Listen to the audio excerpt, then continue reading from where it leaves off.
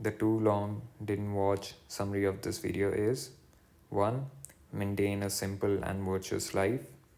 2. During your meditation, don't do any efforted focusing or concentration. 3. Set up peripheral awareness of your breathing. 4. Set up an effortless, relaxed, wholesome attitude. You can do this using a slight smile.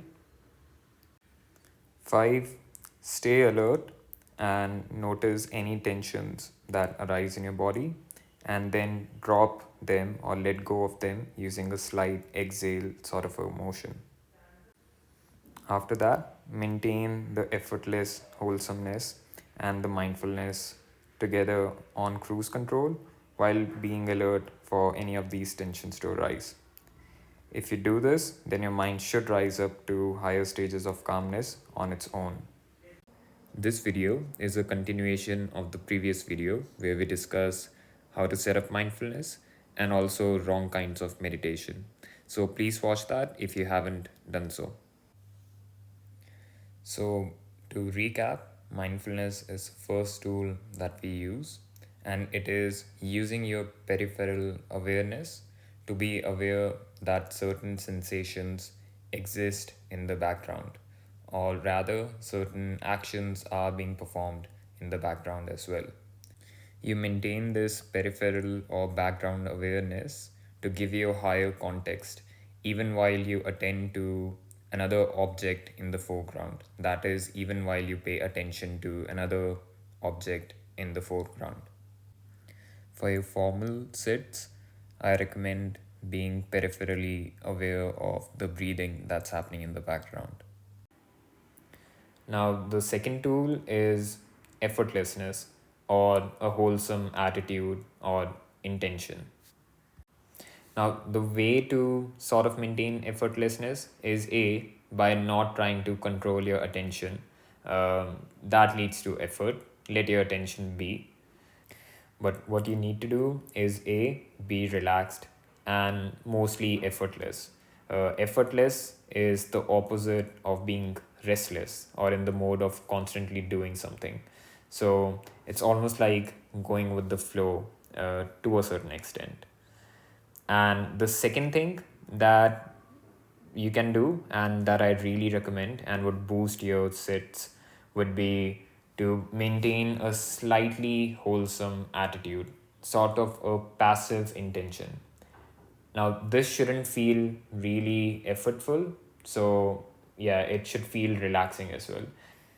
And the way to maintain this slightly wholesome attitude in your mind is to smile using your eyes. It can be fake as well, but it seems to work to induce this sort of wholesome, kind feeling in your mind. You can have a very slight, very effortless smile on your face as well, but smiling through the eyes, as if you've seen the images of the Buddha and the sort of expression that he has, that is the sort of thing that we're going for. So, to make it clear, this smile with your eyes feels like you have a light smile on your lips, so maybe just towards the edges, and that you have kind eyes or wholesome eyes, even when your eyes are shut, and your mind feels really wholesome or at least slightly wholesome as well. And also, while this does take some energy or some amount of effort, the effort is really low. It should be almost passive so that you can maintain it, let's say, throughout your day. So it shouldn't be the main thing that you spend all of your energy on in your sit. Now, to maintain this wholesome sort of mind, you don't really need to think about stuff. Don't do that. That'll probably lead to efforting for now. All you really need to do is this passive sort of attitude, maintain that attitude without necessarily doing any sort of loving kindness practice. No need to do any of that. Now, if you're really advanced, you can do the effortlessness only thing as well. You don't probably need this wholesome attitude necessarily, but it's fun, so I still recommend it. And maybe on the days that you're really tired, the effortlessness thing only works as well, so it's fine. But on days when you have a normal amount of energy, I really recommend adding this wholesomeness boost as well. Now, while we are trying to be effortless, even if we use this passive form of smiling together with it, um, it is okay if you feel like you are manually controlling your breathing in certain scenarios. But again, I say if it feels like that, uh, don't explicitly try to force your breath a lot in certain ways. That could lead to effort. It is fine if it happens for one or two breaths, especially to make it feel nicer, or the sort of letting go that I explain in the next section. But overall, don't be too effortful when trying to control your breathing. It's not really a breathing exercise. Now, the third tool is letting go. That is letting go of your attention clinging to any object. And this clinging can be detected as these various balls of tension or knots that sort of develop in your mind body. It's not a physical knot, it's not something that can be massaged away. It's just a feeling of tension building up in your mind or what feels like a part of your body. Now, these tensions are normal and expected. All you really need to do is sort of let go of this tension slowly, sort of like you are unwinding this tension or relaxing it or releasing this knot.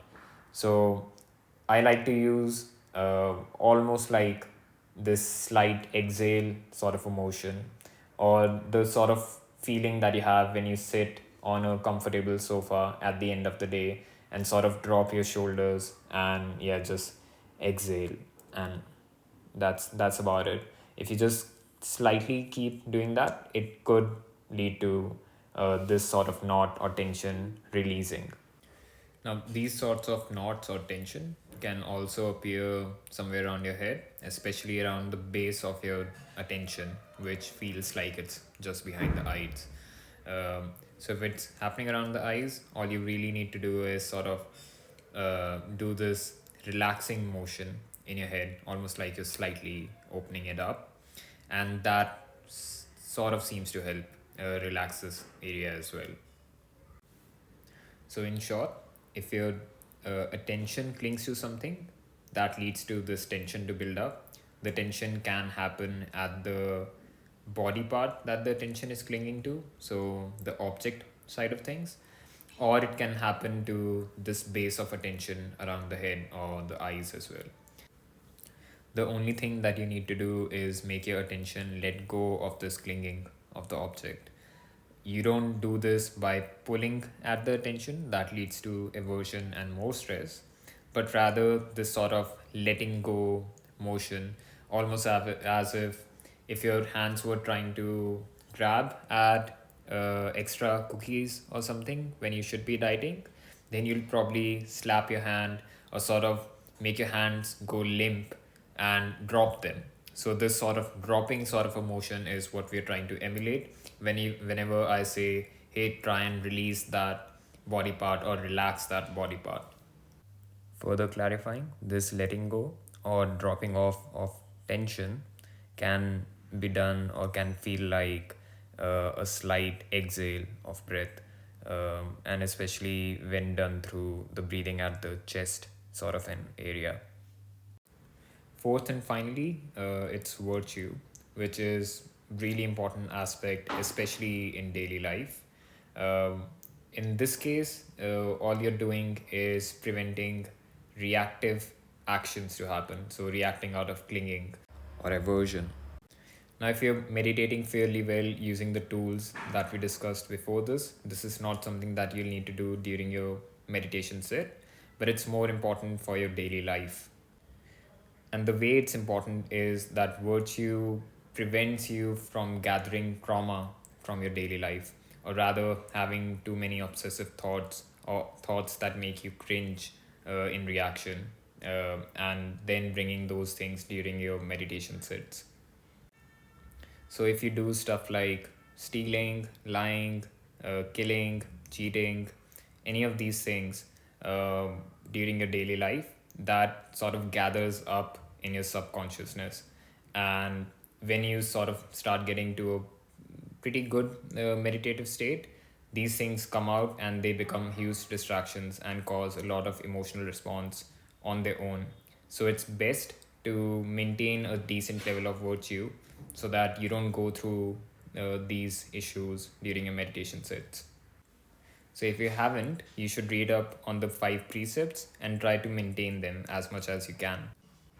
Also, virtue ensures that you don't start your meditation session with a really poor mental state, because that means you are doing extra work just to get to a normal state from where you usually start your meditation. So that's extra time that you need to spend to get to a really high meditation state. So, what I recommend is reading up on those 5 precepts and using them to protect your mind from trauma.